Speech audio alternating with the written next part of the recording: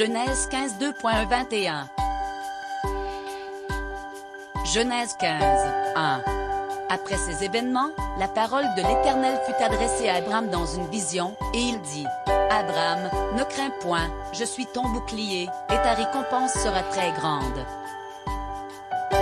Genèse 15 2.2. Abraham répondit, « Seigneur éternel, que me donneras-tu? Je m'en vais sans enfant, et l'héritier de ma maison, c'est Éliézer de Damas. »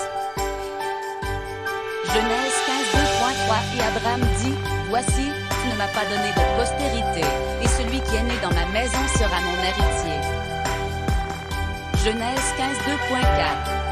Alors la parole de l'Éternel lui fut adressée ainsi, « Ce n'est pas lui qui sera ton héritier, mais c'est celui qui sortira de tes entrailles qui sera ton héritier. » Genèse 15 2.5.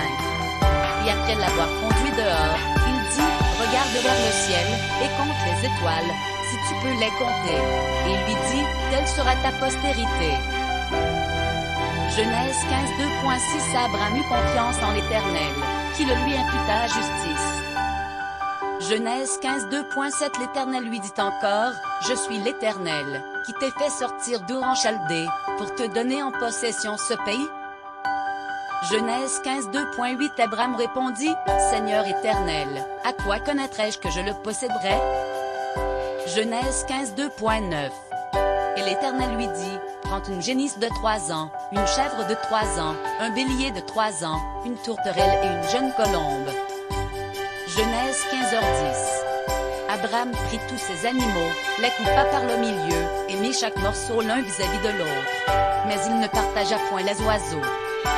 Genèse 15. 11.